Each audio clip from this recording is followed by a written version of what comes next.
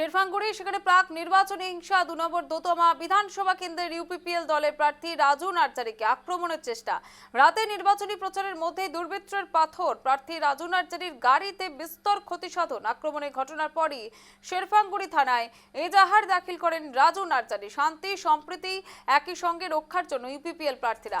তিনি বলেন, বিপিএফ দল যে হিংসার আশ্রয় নিয়েছে তা দুর্ভাগ্যজনক। বিপিএফ দলের রবিরাম নার্জারি ঘটনাকে পরিকল্পিত বলে উল্লেখ করে বলেছেন যে ইউপিপিএল ভোটে হারবে তাই এমন নাটক করছে, এটি জনগণের সহানুভূতি আদায়ের চেষ্টা বলেও মন্তব্য করেন তিনি। শেরফাঙ্গুড়ি সেখানে প্রাক নির্বাচনী হিংসা ইউপিপিএল প্রার্থী রাজু নার্জারিকে আক্রমণের চেষ্টা ঘটনার পরই শেরফাঙ্গুড়ি থানায় এজাহার দাখিল।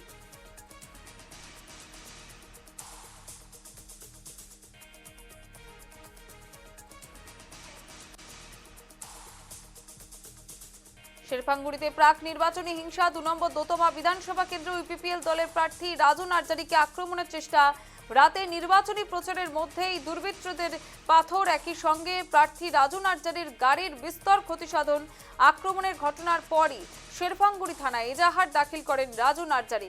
শান্তি সম্প্রীতি একই সঙ্গে রক্ষার জন্য ইউপিপিএল প্রার্থীরা। তিনি বলেন যে বিপিএফ দল যে হিংসার আশ্রয় নিয়েছে তা দুর্ভাগ্যজনক। বিপিএফ দলের রবিরাম নার্জারি এই ঘটনাকে পরিকল্পিত বলে উল্লেখ করে বলেছেন যে ইউপিপিএল জোটে হারবে তাই এমন নাটক করছে, এটি জনগণের সহানুভূতি আদায়ের চেষ্টা বলেও মন্তব্য করেন তিনি।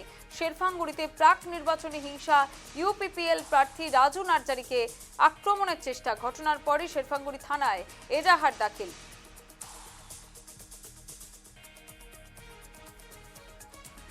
নিৰ্বাচনটো হ'বলৈ গৈ আছিল, মানে আমাৰ দতমা সমষ্টিত কমচে কম কোনো তেনেকুৱা অপ্ৰীতিকৰ ঘটনা ঘটা নাই, কোনো বেয়া পৰিৱেশ ইয়াতে নাই। মই প্ৰায় অনুৰোধ জনাই আহিছিলোঁ ৰাজনৈতিক দলবোৰক আৰু প্ৰাৰ্থীবিলাকক যাতে আমি সুস্থ এটা বাতাবৰণত শান্তিৰ এটা পৰিৱেশত নিৰ্বাচনটো আমি পাৰ কৰাব পাৰোঁ।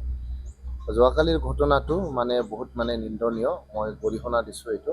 এনেকৈ যে আক্ৰমণ কৰিছে, মোকতো আক্ৰমণ কৰিছে আৰু পাব্লিকক যে এনেকৈ শিলগুটি দলিয়ালে, এইটো ভাল কাম হোৱা নাই। এইটো কমপ্লিটলি ভিত্তিহীন মিছা অভিযোগ আৰু ইয়াৰ কোনো সত্যতা নাই। অনেক প্ৰমাণ দিব পাৰে যে ইউপিপিএফৰ ল'ৰাবিলাকে কৰিছে। এলিগেশ্যন যধে মধে দিয়াটো ডাঙৰ কথা নহয়।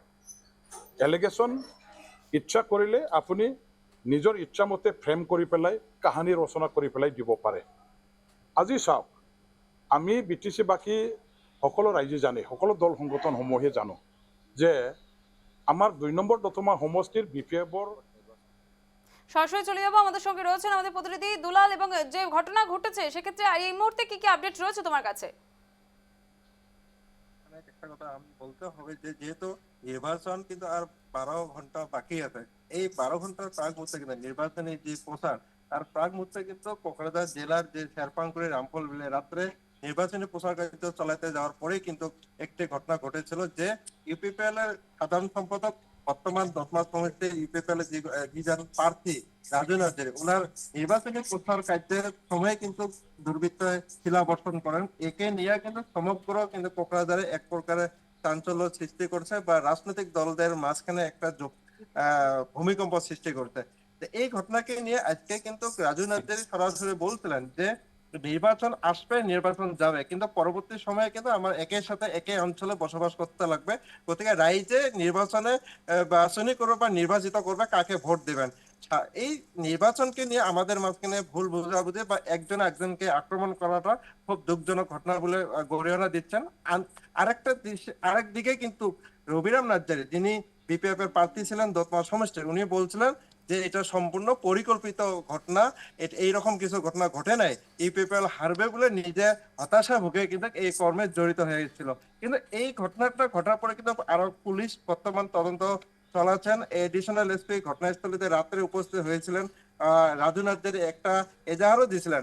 এটার উপরে ঘটনা তদন্ত চলছে। কিন্তু আমরা এখানে একটা কথা বলবো, যেহেতু নির্বাচন, বিধানসভার নির্বাচন প্রায় 12টা ঘন্টা পরে কিন্তু প্রচার বন্ধ হবে, তার প্রাক মুহূর্তে যদি এইরকম ঘটনা ঘটে সেটাকে নিয়ে কিন্তু রাজনৈতিক মহলে এক প্রকারের চিন্তার বিষয় হয়ে গেছে।